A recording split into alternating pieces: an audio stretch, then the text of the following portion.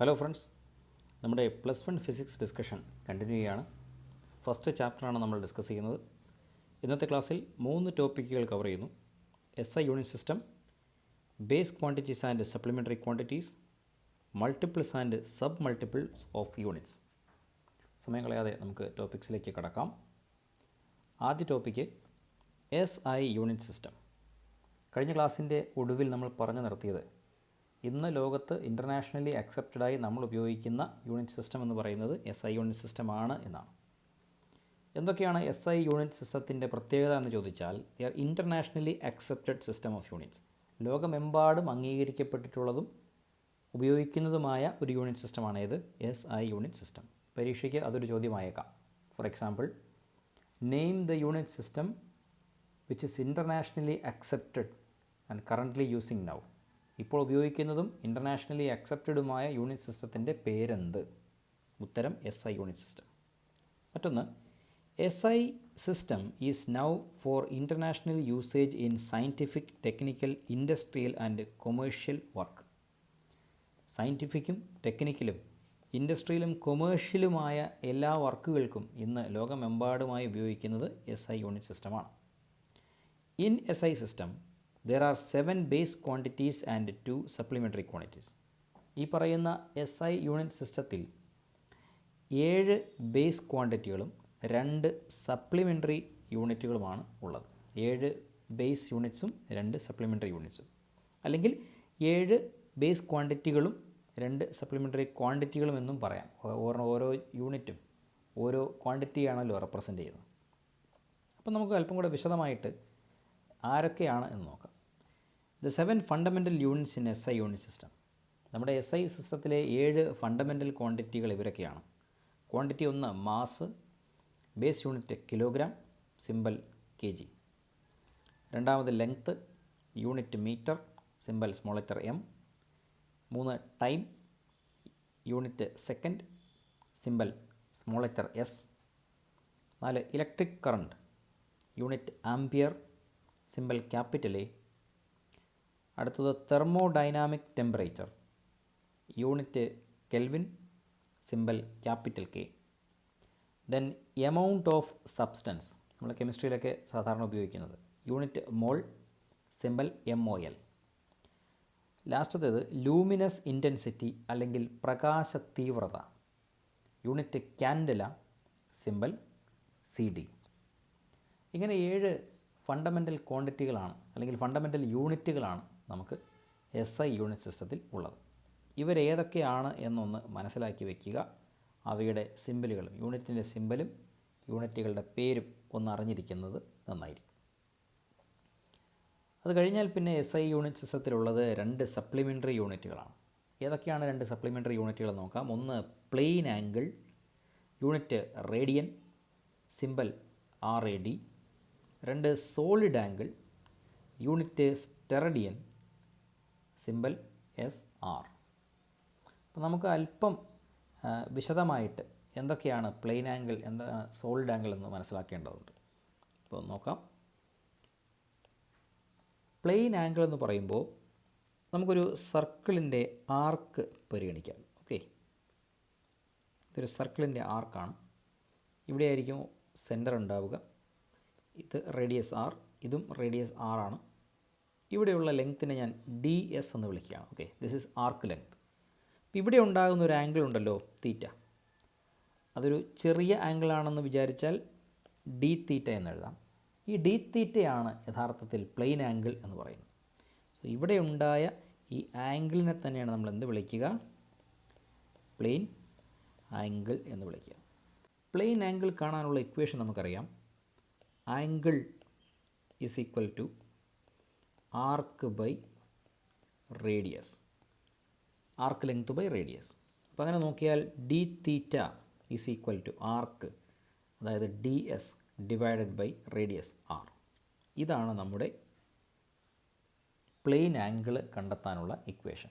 D θ is equal to DS by R. Unit നമുക്കറിയാം. Plane ആംഗിളിൻ്റെ unit radian ആണ് എന്നും മനസ്സിലാക്കുക. അപ്പോൾ അപ്പോൾ എന്താണ് പ്ലെയിൻ ആംഗിൾ എന്ന് ചോദിച്ചാൽ ഒരു 2 ഡയമെൻഷണൽ ആംഗിൾ ആണെന്ന് മനസ്സിലാക്കാം. ഒരു സർക്കിളിൻ്റെ ആർക്കിൽ അതിൻ്റെ റേഡിയസ് സ്വെപ്റ്റ് ചെയ്യുന്ന ഒരു ആംഗിളാണ് സിമ്പിളായിട്ട് പറഞ്ഞാൽ നമ്മുടെ പ്ലെയിൻ ആംഗിൾ എന്ന് പറയുന്നത്.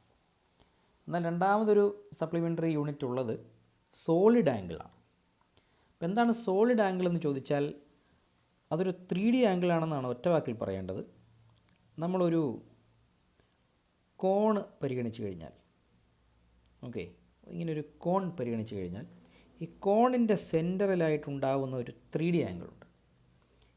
സപ്പോസ് അതിനെ ഡി ഒമേഗ എന്ന് വിളിച്ചാൽ ഈ ഡി ഒമേഗയാണ് നമ്മുടെ സോളിഡ് ആംഗിൾ എന്ന് പറയുന്നത്. ഇത് റേഡിയസാണ് 6, ഇതും റേഡിയസാണ് 6. മുൻപ് വരച്ചതുപോലെ ആർക്ക് ലെങ്ത് അല്ല ഇവിടെ ഉണ്ടാകുക, മറിച്ച് ഇവിടെ ഇൻ്റർസെപ്റ്റിംഗ് ഏരിയ അല്ലെങ്കിൽ ആർക്ക് ഏരിയ ആണുള്ളത്. നമുക്കതിനെ ഡി എ എന്ന് വിളിക്കാം. അങ്ങനെയെങ്കിൽ നമ്മുടെ സോളിഡ് ആംഗിൾ കാണാനുള്ള ഇക്വേഷൻ ഇതാണ്. Solid angle is equal to intercepted area divided by square of radius. Okay, ഇക്വേഷൻ്റെ രൂപത്തിലേക്കൊന്ന് മാറ്റി എഴുതിയാൽ T omega is equal to D A by R square. ഇതാണ് നമ്മുടെ സോളിഡ് ആംഗിൾ കാണാനുള്ള ഇക്വേഷൻ. യൂണിറ്റ് നമുക്കറിയാം, എസ് ആർ അഥവാ സ്റ്റെറഡിയൻ. അപ്പോൾ ഇത് രണ്ടും ഫിസിക്സിൻ്റെ പല ഭാഗങ്ങളിലായിട്ട് നമുക്ക് ഉപയോഗിക്കേണ്ടി വരുന്ന 2 ക്വാണ്ടിറ്റികളാണെന്ന് മനസ്സിലാക്കുക. ഓക്കെ, അടുത്ത ടോപ്പിക്കായിട്ട് നമുക്ക് പറയാവുന്നത് multiples and sub multiples of units. Unit തന്നെ വളരെ വളരെ വലിയ യൂണിറ്റിലേക്ക് പോകാം, അല്ലെങ്കിൽ ചെറിയ യൂണിറ്റിലേക്കും പോകാം. 2 തരത്തിൽ ചിന്തിക്കാം. അതാണ് ഈ മൾട്ടിപ്പിൾസ് എന്ന് പറഞ്ഞാൽ വലിയ യൂണിറ്റ് എന്ന് പറയണം, സബ് മൾട്ടിപ്പിൾസ് എന്ന് പറഞ്ഞാൽ ചെറിയ യൂണിറ്റ് എന്ന് പറയണം. അപ്പോൾ ഓരോ എത്ര ചെറുതാണോ എത്ര വലുതാണോ എന്ന് സൂചിപ്പിക്കാനായിട്ട് നമ്മൾ ചില പ്രിഫിക്സുകൾ ഉപയോഗിക്കാറുണ്ട്. ആദ്യം നമുക്ക് ഈ പ്രിഫിക്സ് ഒന്ന് നോക്കാം, എന്നിട്ട് ഞാൻ അതിൻ്റെ ഐഡിയ ഒന്ന് പറഞ്ഞുതരാം. ഇപ്പോൾ സബ് മൾട്ടിപ്പിൾ ആദ്യം നോക്കാം. 10⁻⁻1 ഡെസി എന്നാണ് പറയുക. 10⁻⁻2 senti, -3 milli, -6 micro, -9 nano, -12 പീക്കോ, -15 femto, -18 ആറ്റോ, -21 zepto. അപ്പോൾ നമുക്ക് 1 മില്ലിമീറ്റർ എന്ന് പറഞ്ഞാൽ 10⁻³ മീറ്റർ ആണെന്ന് മനസ്സിലാക്കുക. ഓക്കെ, ഇത് കാണുമ്പോൾ നമ്മൾ മനസ്സിലാക്കേണ്ട കാര്യം ഇതാണ്. അപ്പോൾ 1 മില്ലിമീറ്റർ ഈസ് ഈക്വൽ ടു, ഇവിടെ ആയിട്ട് എഴുതാം,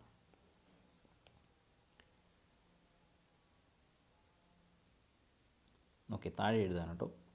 1 മില്ലിമീറ്റർ എന്ന് പറഞ്ഞു കഴിഞ്ഞാൽ 1 × 10⁻³ മീറ്റർ എന്നാണ് അർത്ഥം. ഓക്കെ, അപ്പോൾ ഇത്രയും ചെറിയ ഒരു ലെങ്ത്തിനെ സ്റ്റാൻഡേർഡ് യൂണിറ്റ് അല്ലെങ്കിൽ ബേസ് ക്വാണ്ടിറ്റിയായ മീറ്ററിലേക്ക് എഴുതാൻ നമ്മൾ ചേർക്കുന്ന ഒരു പ്രിഫിക്സാണ് 10⁻³ പേര് പറയുമ്പോൾ നമ്മളതിനെ എന്ത് പേരിട്ട് വിളിക്കുന്നു? മില്ലി എന്ന് വിളിക്കുന്നു. Millimetre, 1 millimetre, 10⁻³ metre. ഓരോ ക്വാണ്ടിറ്റി എങ്ങനെയാണ്. ഓക്കെ, അതിൻ്റെ ക്യാരക്ടറാണത്. ഡെസിമൽ ഡി, സെൻറ്റിക്ക് സി, മില്ലി എം, മൈക്രോ ഇത് യു അല്ല, മൈക്രോയ്ക്ക് നമ്മൾ ഉപയോഗിക്കുന്നത് മ്യൂ ആണ്. ഓക്കെ, ദിസ് ഇസ് മ്യൂ ആണെന്ന് മനസ്സിലാക്കുക. Okay, then nano N, pico P, femto F, atto A, zepto Z, 10⁻⁻24 yocto Y ആണ് ഉപയോഗിക്കുക.